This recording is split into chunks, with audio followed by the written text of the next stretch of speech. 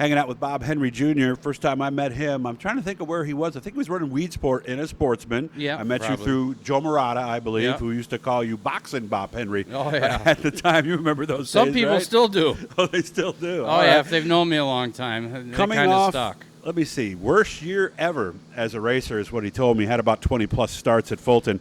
So what went wrong last year? Why did this happen? Well, we started off with a car that was a little different than everybody else's and just didn't work out the way we wanted it to. And we went back to the car that we ran the year before we were fast with, and just, I don't know, the stars just didn't line. I think I was just spread a little too thin.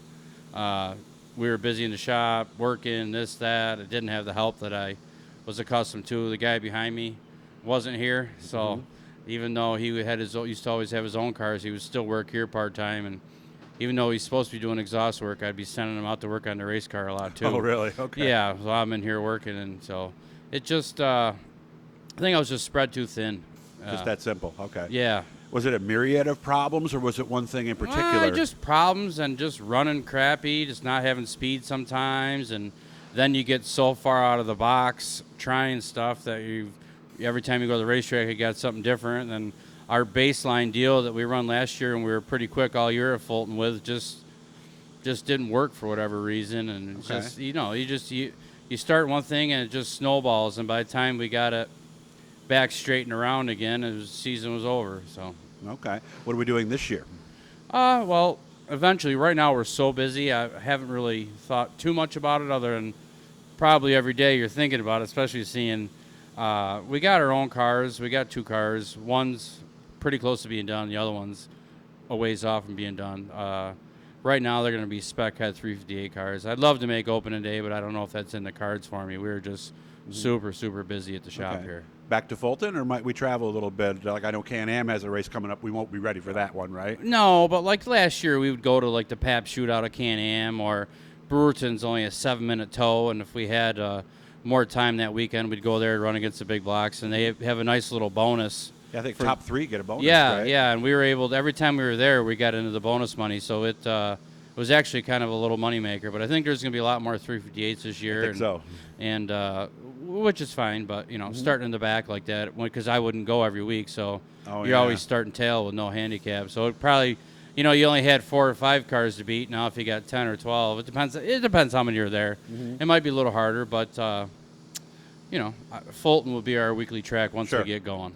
I've seen some small blocks come pretty close at Brewerton. And I've won in a small block at Brewerton. At Brewerton? Yes. When was that? Oh, Jesus. Probably like 2008, 9, something ago. like that, yeah. Okay, 15 I might be years the ago. last small block to win there. Who knows? Okay, yeah, because I've seen guys lead until very late in the race there. Yeah, no, but, boy, you get a late restart, and that's when those big blocks just eat you up, no, right? I've won a feature. I got the trophy to prove it with a small block there. Did you ever win at Weedsport with a small block? Not too much, because the way everything changed when Weedsport changed and stuff. It's not the same Weedsport. No. When I first went small block racing, we went to Utica Rome quite a bit and ran against 358s. Right. And it just, when dirt changed, and it's just a long story, but yeah, you know what I mean. We ran Weedsport once last year, the 358 race they had when the week Fulton was off. We got a top 5 that night. And not bad. No, we should have probably been third. It was more one-lane racetrack, and I got a little impatient with a lap car and screwed up, and because I went to go around them, and Billy Dunn and Max McLaughlin both passed me in one corner, basically. Just like that, third to fifth. Third to fifth, and that was it. Well, they get a few more laps in a year than you do, so. Yeah, a couple. Of course, we are here at the business, Henry's Headers and Exhaust. Is that a different name than it was before? Yeah, we rebranded once we started coming out more with our own headers. I wanted to brand it that way. Dan Pilot at Pilot Graphics made us up a new logo. He and makes some good stuff, doesn't he? yeah. Dan's a good dude. He takes care of me, and I'm very loyal to people that take care of me, and I wouldn't have anybody else do my work. So. Okay. Tell me that there's one specific group of headers here on the floor that you've been making a ton of. Yeah, they're the Short Track Super Series 602 crate headers. We already had the plans of making these. They were probably almost a year in the making. We were going to make them because we do quite a bit of work for PA, New Jersey, Delaware tracks anyways. Sportsman and Spec 358? Yeah, okay. Sportsman, Spec 358s, open engines. They run some big blocks down there. But in the Sportsman market, we had quite a few customers then once Brett Deo changed the rules to you basically unify all his tracks with the same rule package, it opened up for Fonda and Utica Rome. They were basically running a dirt car exhaust rule, and these are more of a open race header. So the way they're tubing, sitting there, the diameter looks smaller. Is it? yeah. They're a stepped header, and as they're sitting, they're in the stage where the collectors aren't installed yet. But yeah, no, they'll be actually. There's 5 sets here that are done, and we're gonna probably start shipping them tomorrow. So. And you said you're a little behind on those. Yeah, we're behind. It's just basically we got bombarded all at once. I didn't expect that many, and then, this guy gets a hold of them, that guy gets a hold of them. They go down to win in Florida the first race. Then next thing you know, this engine builder dynos them, that engine builder dynos them. Now everybody wants them, and Gotcha.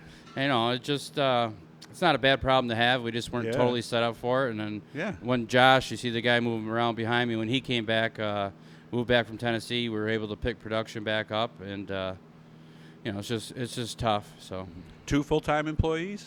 no, Or just one Josh is part-time? the only full-time employee. We Okay. got Who's over here? Yeah, we got a part-time there. We actually have 3 part-timers. So Okay. All right. when we're really running, this week's a off week. One of our welders is down in Florida, and the other one's in Arizona. So Okay. and he's not a welder.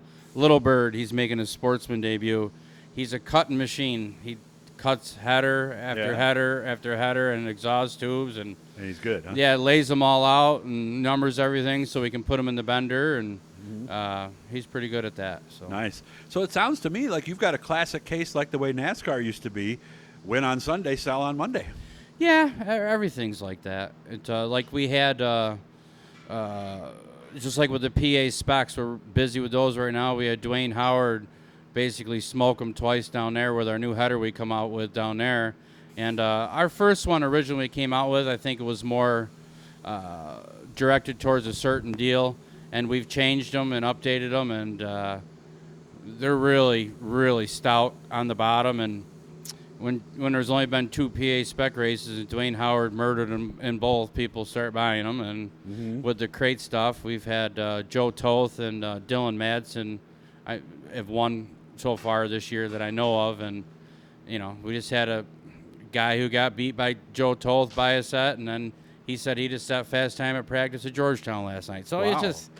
it's monkey see, monkey do, but we do have a really good product, and we concentrate on certain areas for certain engines. And our big block program's really good too. Yeah. Down in Florida, Jack Lehner, Max McLaughlin, and Demetrius Drelos had really strong runnings. And when we first came out with the header last year, Larry White ended up winning his first 5 races. He run them. Now, you're not saying it's the only thing. Obviously, Sure. it's all a combination. But with our big horsepower engines, we really work on smooth drivability, not necessarily racing the dyno. We're racing torque curves. Then the David Schilling one with our LS7 headers that we build, because those engines do run really well, but they can be uncontrollable. And Really? we come up with a really nice package for those LS7s, and he won down there the first Brett Dale race down there in Florida. Uncontrollable? You mean they'll just spin the tires? You spin the sometimes? tires on-off switches. We really work our crate motor stuff is all about torque, acceleration, restarts. That's They what all you need, yeah. they all kind of even up. I don't care who you are. If you get on a track or a slippery track and it goes green to checkered, or you get a long green run, all the headers are going to even up. I don't care if you buy ours or this guy's or that guy's. They all about even.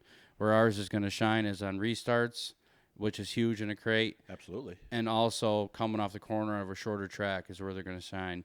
Now we've been the same mentality with the Spec 358. It's all about torque, and that seems to be really working well. And our bigger cubic inch stuff, depending on how big your engine is, we work more towards drivability, because let's be real, most of the money's won at the end of the night when the track's slippery. So you got to be able to drive it, and it was smooth.